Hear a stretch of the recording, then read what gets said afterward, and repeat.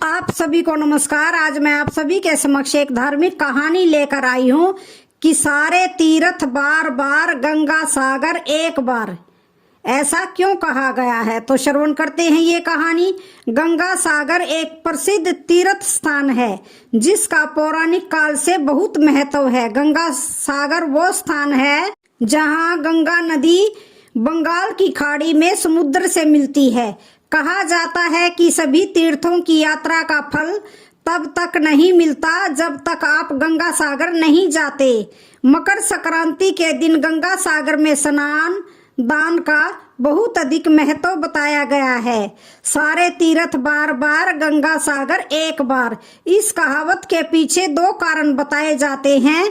पहला कारण, गंगा सागर को महातीर्थ कहा गया है क्योंकि माना गया है कि सारे तीर्थों का फल गंगा सागर आने से मिल जाता है। ये वो स्थान है जहां पर गंगा नदी के स्पर्श से राजा सगर के 60,000 पुत्रों को मुक्ति मिली थी।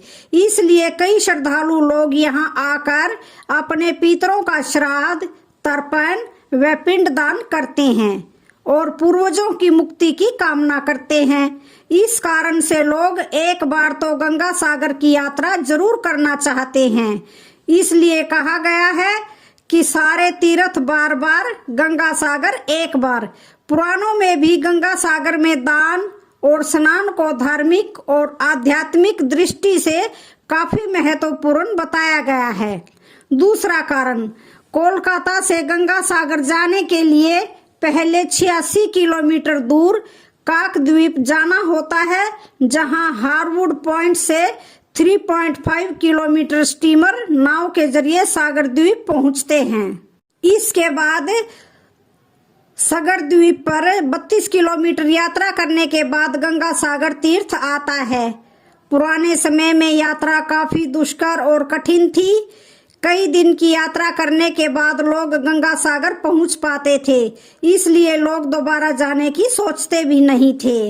इसलिए लोग कहने लगे कि सारे तीर्थ बार बार गंगा सागर एक बार।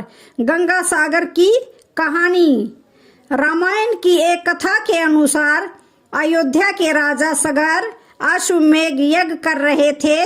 उनके प्रताप से डरकर देवताओं के राजा इंद्र ने उनके यज्ञ का घोड़ा चुरा लिया और कपिल मुनि के आश्रम में जाकर बांध दिया। राजा सागर की दो रानियां थी, केशनी और सुमति। केशनी का एक पुत्र था जिसका नाम असमंजस था और सुमति के 60,000 पुत्र पैदा हुए। असमंजस बहुत उद्दंड था और प्रजा के लोगों को बहुत कष्ट देता था, इसलिए राजा सगर ने उसे अयोध्या राज्य से निकाल दिया। अश्वमेध यज्ञ का घोड़ा चोरी हो जाने से राजा सागर बहुत चिंतित हुए क्योंकि यज्ञ पूरा होने के लिए घोड़ा मिलना बहुत जरूरी था। राजा सगर ने अपने 60,000 पुत्रों को घोड़ा खोजने के लिए भेजा। घोड़ा खोजते हुए राजा सगर के सभी पुत्र कपिल मुनि के आश्रम में पहुंच गए और घोड़े को वहां बंधा देखकर उन्होंने कपिल मुनि को चोर समझा। कपिल मुनि भगवान विष्णु का अंश अवतार थे जिन्होंने कर्दम ऋषि के पुत्र के रूप में जन्म लिया था।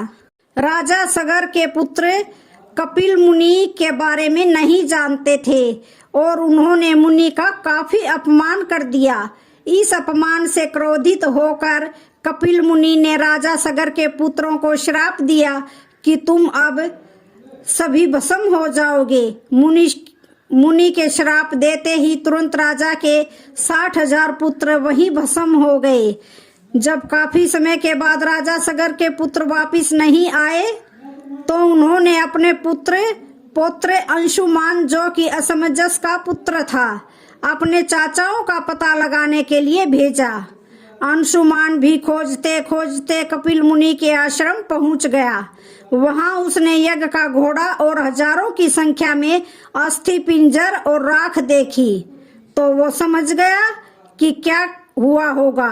अंशुमान ने कपिल मुनि की स्तुति की और कृपा की प्रार्थना की। कपिल मुनि ने प्रसन्न होकर आंखें खोली।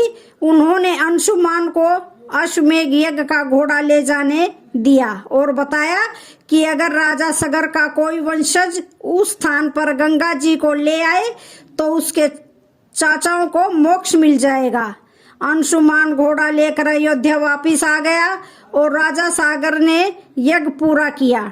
राजा सगर ने अगले 30,000 वर्षों तक राज्य किया। फिर वे अंशुमान को राज्य सौंपकर स्वर्ग सिधार गए। अंशुमान ने गंगा जी को पृथ्वी पर लाने का बहुत प्रयास किया, लेकिन वो अपने जीवन में सफल नहीं हो सके। अंशुमान के पुत्र दिलीप ने भी काफी तप किया, लेकिन वो भी गंगा को लाने में असफल रहे। राजा दिलीप के बाद उनके पुत्र भागीरथ अपने प्रयास से और घोर तप से गंगा को पृथ्वी पर लाने में सफल हुए। गंगा सागर कैसे जाएं? गंगा जी ने आश्वासन दिया कि मैं पृथ्वी पर जरूर आऊंगी, परंतु जिस समय मैं स्वर्गलोक से पृथ्वी पर आऊंगी उस समय मेरे प्रवाह को रोकने के लिए कोई उपस्थित होना चाहिए। इसके लिए भागीरथ ने भगवान शिव को तप करके प्रसन्न किया। भगवान शिव ने स्वर्ग से आती हुई गंगा को अपनी जटाओं में धारण कर लिया और वहां से गंगा 7 धाराओं में भूमि पर उतरी। पहली 3 धाराएं हल्दनी, पावनी और नलिनी पूर्व की दिशा में बह चली और 3 धाराएं सुचक्षु, सीता और सिंधु पश्चिम की ओर प्रवाह की। 7वां प्रवाह भागीरथ के बताए रास्ते पर बढ़ चला और आगे आगे भागीरथ रथ में चलते गए। चलते चलते भागीरथ उस स्थान पर पहुंचे जहां उनके प्रपितामह भस्म हो गए थे। माँ गंगा उनके अवशेषों के ऊपर से बहते हुए राजा सगर के 60,000 पुत्रों का उद्धार करते हुए जाकर सागर में मिल गई। राजा भागीरथ ने गंगा जी को पृथ्वी पर लाया, इसलिए गंगा जी का नाम एक भागीरथी भी है। गंगा सागर का मेला, जिस स्थान पर राजा सगर के पुत्रों को मुक्ति मिली, गंगा सागर वही स्थान है। यहाँ पर कपिल मुनि का मंदिर है जहाँ लोग दर्शन के लिए जाते हैं। गंगा जी जिस दिन पृथ्वी पर अवतरित हुई वो मकर संक्रांति का दिन था। संक्रांति के दिन गंगा सागर में स्नान का बहुत महत्व है, इसलिए हर साल मकर संक्रांति के दिन गंगा सागर में विशाल मेला लगता है जहां लाखों लोग स्नान और दान के लिए आते हैं। गंगा सागर का मेला 5 दिन तक चलता है।